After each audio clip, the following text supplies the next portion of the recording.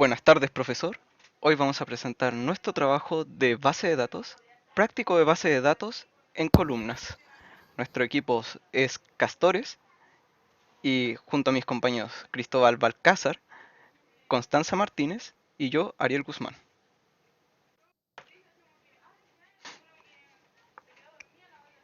El objetivo es conocer otros tipos de bases de datos además de las bases de datos relacionales. Las bases de datos relacionales han ido cubriendo las necesidades de almacenamiento. Las múltiples alternativas, tanto libres como de pago, aseguran las necesidades de almacenamiento, disponibilidad y consistencia de los datos sensibles. Pero, pero desde la explosión de las redes sociales, el volumen y la variedad de información que se genera ha puesto de manifiesto unas necesidades de almacenamiento y procesamiento de la información que no se habían tenido hasta ahora. La variedad de programas y aplicaciones, redes sociales, páginas de noticias e información, blogs, etc., han hecho crecer exponencialmente el volumen. Esta generación masiva de información ha generado problemas que experimentan los DBMS, como lentitud de accesos, problemas de bloqueos, dificultad para mantener las bases de datos distribuidas geográficamente, necesidades avanzadas de particionado, etc. Las grandes empresas en Internet han sido las primeras en comenzar a desarrollar y liberar al mundo de las primeras soluciones en forma de bases de datos que surgen como alternativas a los sistemas tradicionales de almacenamiento. Bases de datos columnar. Las bases de datos columnares distribuyen los datos en columnas. En general, las bases de datos se orientan a filas. El sistema de gestión de base de datos SGBD crea una línea para cada entrada de datos, tuplas. Las bases de datos columnares hacen lo contrario. Por cada entrada hay una columna, por lo tanto los datos de cada entrada están dispuestos uno debajo del otro. En las imágenes podemos ver el orientado a filas y el orientado a columnas. Para las bases de datos orientadas a filas, los datos se muestran unidimensionalmente, es decir, se representan de forma sucesiva. Esto significa lo siguiente, que en las orientadas a filas se organizan en tuplas. Primero va el 1, luego Skywalker, Luke y clave. En el orientado a columnas se organizan en grupos, o sea que primero va 1, 2, 3.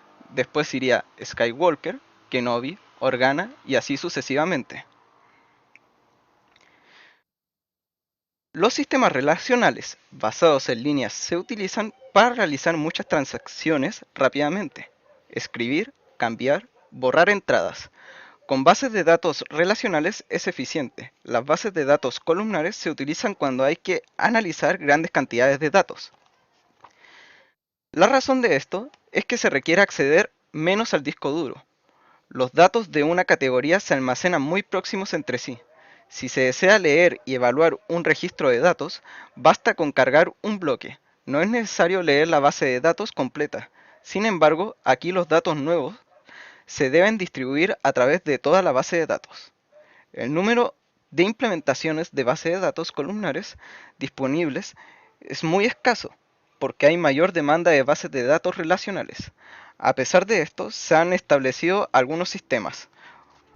Estos sistemas son Amazon Redshift, como parte de Amazon Web Service, AWS Redshift ofrece un almacén de datos columnar para Big Data. MariaDB Column Store, el DBMS MariaDB de código abierto ofrece con el Column Store también una combinación de base de datos columnar y relacional. SAP HANA, la plataforma de desarrollo de SAP, también utiliza una combinación de una base de datos relacional y una columnar. Apache Cassandra, el software libre está basado en Apache Hadoop y está escrito en Java. MonetDB, este software de código abierto se desarrolló prestando especial atención a la minería de datos. Ahora le vamos a hablar sobre Cassandra. Cassandra es una base de datos no SQL orientada a columnas, altamente escalables, distribuido y eventualmente consistente. Esto significa que todas las actualizaciones se propagarán a través de todas las réplicas en un sistema distribuido, pero esto puede llevar a algo de tiempo. Dentro de las principales características de Cassandra tenemos la distribución. Cassandra puede mantener cuantos nodos, es decir, servidores, sean necesarios para su correcto funcionamiento, pero a un cliente o una aplicación externa siempre parecerá un sistema con un punto de entrada único. Se obtienen beneficios cuando está distribuido no solo por varias máquinas, sino por varios racks y por varios CPDS, centros de procesamiento de datos, repartidos por distintas zonas geográficas. Descentralizado. Es un sistema que ha sido pensado de forma que no exista ningún punto de único de fallo. Todos los nodos en Cassandra desempeñan la misma funcionalidad. No existe un nodo que coordine las actividades que desempeñan las demás. La descentralización proporciona principalmente dos beneficios. Uno, es funcionalmente más sencillo que los sistemas maestros y ayuda a evitar pérdidas en el servicio. Una alta escalabilidad. La escalabilidad es la capacidad de un sistema para, ante un incremento considerable de la demanda en un corto espacio de tiempo, continuar ofreciendo el servicio sin degradar la calidad del mismo. La escalabilidad horizontal es la mejor manera de alcanzar esta meta, agregar más máquinas cuando el sistema se queda corto en cuanto a capacidad de cómputo. También esta opción de hacer un escalado hacia abajo, sacar máquinas de clúster cuando debido a la poca carga que está recibiendo el sistema ya no son necesarias. Tolerancia a fallos. Cassandra es tolerante a fallos. Si uno de los nodos tiene un error de comunicaciones, el resto puede cumplir su función sin problemas. Y en caso de que sea necesario incluir un nuevo nodo en el lugar del que está fallando. Si el error es de hardware, el nodo puede ser apartado hasta que se solucione el problema que le afecta. Si es necesario, puede incluso ser totalmente retirado del clúster y sustituido por otro nuevo. Eventualmente consistente. Antepone la disponibilidad de la información y la capacidad del sistema a funcionar con el sistema particionado, por sobre la consistencia de los datos. La consistencia básicamente hace referencia a la capacidad del sistema de devolver ante una petición de lectura siempre la información más actualizada que se había escrito con anterioridad. Cassandra es altamente parametrizable y como parte de esta parametrización, el sistema permite incrementar la consistencia del sistema todo lo que se desea a cambio de sacrificar disponibilidad. Otras configuraciones serían consistencia estricta. La consistencia estricta significa que cada lectura que se realice en el sistema devolverá la escritura más reciente recibida. En una máquina única y local en la que se realizan escrituras no es excesivamente complicado saber qué es lo último que se ha descrito. Pero en un sistema que permite escrituras en todos sus nodos tendrá un elevado impacto en los tiempos de respuesta del mismo. Consistencia casual. La consistencia casual aplica una visión más semántica de las operaciones. El sistema descubre que operaciones de escritura están relacionadas de una u otra manera y hace consistentes las llamadas de lectura relacionadas con esa información. Si una escritura se produce tras otra ordenadamente, se puede deducir que está casualmente relacionada. Consistencia débil o eventual. La consistencia eventual dice que la información que se describe en un nodo de clúster actualizará al resto de los nodos en algún momento, pero que podría tomar algún tiempo. Eventualmente las réplicas serán consistentes. Función hatch. Es una función que convierte uno o varios elementos de entrada a una función en otro elemento. Una función hatch es una función computable mediante un algoritmo que es el que se muestra en el PowerPoint. La función hatch tiene como entrada un conjunto de elementos que suele ser cadenas y los convierte en un rango de salida finito, normalmente cadenas de longitud fija, es decir, la función actúa como una proyección del conjunto U sobre el conjunto M. Hay que tener en cuenta que M puede ser un conjunto definido de enteros. En este caso podemos considerar que la longitud es fija si el conjunto es un rango de números de enteros, ya que podemos considerar que la longitud fija es la del número con mayor cantidad de cifras. La idea es compactar la cadena de la entrada. Estas funciones permiten resumir datos del conjunto dominio. HashMap. El mapa hash es una estructura de datos que implementa una matriz asociativa, que es un tipo de dato abstracto que asigna claves a valores. Una tabla hash utiliza una función hash para calcular un índice en una matriz de depósitos o ranuras, a partir de los cuales se puede encontrar el valor deseado. Durante la búsqueda se aplica un hash a la clave y el hash resultante indica dónde se almacena el valor correspondiente. La función hash asignará cada clave a un depósito único, pero a veces causa colisiones donde se genera el mismo índice para más de una clave. Estas colisiones normalmente se adaptan de alguna manera. Las tablas hash resultan ser, en promedio, más eficientes que los árboles de búsqueda o cualquier otra estructura de búsqueda. Por esta razón, se utiliza ampliamente en muchos tipos de software informáticos. Column Family es un mapa hash formado por par clave-valor. El valor se puede recuperar usando la clave pasándola al método correcto. HashMap almacena solo referencias de objetos. A continuación se expone un ejemplo en forma de código y a su lado se muestra cómo se dibujaría se identifica al par clave-valor como fila. En este ejemplo, las claves de nivel superior vienen representadas por 1, 2 y 3, y nuevos mapas clave-valor cuya clave viene identificadas por la letra A y B. Los mapeos que realizan A y B se conocen como familias de columnas. Las familias de columnas son especificadas en el momento de la creación de la tabla y además es muy difícil modificarlas una vez creadas. La principal característica de estas es que puedes tener un número arbitrario de columnas y vienen identificadas por una etiqueta o calificador. Ampliando el ejemplo de antes, se muestra una tabla mucho más ampliada. En el ejemplo se han añadido dos etiquetas para A y para B en el conjunto vacío. El conjunto de la columna familiar y etiqueta es lo que se denomina columna. Para referirse a una columna concreta, simplemente se pondrán dos puntos entre medio de ambos valores. El tiempo marca esta última dimensión. El versionado se consigue incorporando un timestamp de forma implícita con cada fila. Una fila puede contener cualquier número de columnas de cada columna familiar, desde todas hasta ninguna, incluso repetir alguna de ellas. La única condición es que el timestamp ha de mantenerse distinto. Cuando se escribe con una column family, se especifican valores para una o más columnas. Al conjunto de esos valores, junto con una clave identificativa, es lo que se le llama fila. En Cassandra la estructura es de la siguiente forma. Primero se coloca la key space, luego la column family, después key y por último column. Una columna familiar sería de la siguiente manera. Aquí también se muestra un ejemplo que almacena hoteles, así como información relacionada. La clave key es una clave primaria formada por números, letras y símbolos. La column family se llama hotel y cada una de las columnas de esta column family son las que aparecen con valores name, address, city, etc. Columnas. Las columnas son unidades mínimas que alojan información. Es necesario definir todas las columnas familiares. Una vez estas estén creadas, el resto de tablas se pueden crear en tiempo de ejecución, incluso aunque previamente no existieran.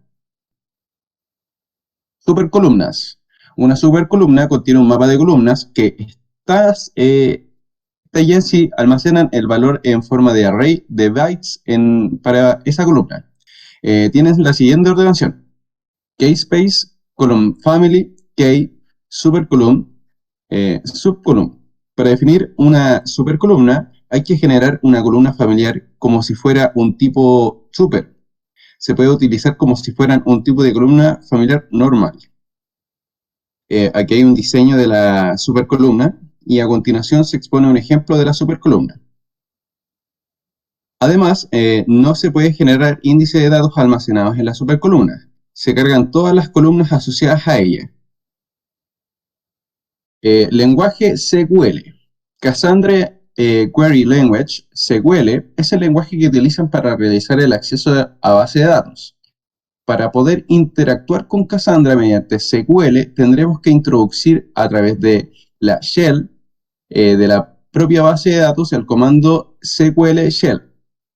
Lo más llamativo que tiene Cassandra es que su lenguaje con el que interactuamos en cuanto a sintaxis se asemeja muchísimo a los sistemas de base de datos relacionales, pero no debemos olvidar el funcionamiento, su funcionamiento es completamente diferente. Bueno, ahora vamos con la instalación de Cassandra. Primero vamos a la página oficial de Cassandra, que sería www.apache.org. Bueno, en este caso se muestra aquí en el ejemplo la versión 5.0, pero nosotros ocupamos una distinta. Luego de esto, descargamos el archivo y extraemos los ficheros. Esta carpeta que nos genera la ponemos en una carpeta llamada Cassandra. Luego la carpeta Cassandra la ponemos en nuestro disco C, como se muestra en pantalla. Luego hay que ir a la configuración del sistema. En la configuración del sistema debemos buscar la configuración avanzada del sistema, cliquear y ir a variables de entorno. Una vez ahí, buscamos la variable del sistema llamada path. Damos doble clic, se nos abrirá para editar esta variable y leemos a nuevo, examinar y buscamos nuestro archivo Cassandra en el disco C. Luego damos a aceptar, aceptar nuevamente y nos dirigimos nuevamente al disco C en la carpeta Cassandra. Abrimos la carpeta contenedora, que es Apache Cassandra, y abrimos la carpeta bin. Dentro de la barra de búsqueda de la carpeta, escribimos cmd. Se nos va a abrir un panel de control y tendremos que poner Cassandra para abrir para crear la base de datos. Una vez allí, estaremos iniciando Cassandra. Esperamos a que se termine de inicializar y ya estaríamos conectados. Bueno, para ahora terminar, para abrir el programa, tenemos que devolvernos a la carpeta bin de Cassandra y abrir el archivo llamado sqlsh.py, que bueno, viene siendo el ejecutable en Python. Bueno, aquí a continuación se muestra un ejemplo de que se pudo abrir el archivo Python, ¿vale? Conectado a la base de datos. Iniciamos un lugar seguro para crear Cassandra, como se dijo anteriormente. Entramos a la base de datos que creamos recién y empezamos a crear una tabla. Aquí creamos nosotros una tabla llamada alumno con una primera key de nombre root, el nombre del alumno y la edad. Después continuamos agregando datos. En este caso agregamos solamente 2 para hacer el ejemplo. Consultamos a ver si se guardaron los datos y efectivamente, seguido de esto, vamos a upgradear la tabla. Vamos a modificar el nombre o sea, la edad de Ariel. Bueno, en este caso, la seleccionamos y la modificamos de edad 22 a 45. Después consultamos nuevamente, vemos que los, los datos se guardaron. Esto también vamos a ocupar el nombre de Ariel. Vamos a borrar Ariel. Finalmente, consultamos nuevamente la columna y nos damos cuenta que Ariel ha sido deleteado. Con eso concluye nuestra presentación, profesor. Muchas gracias.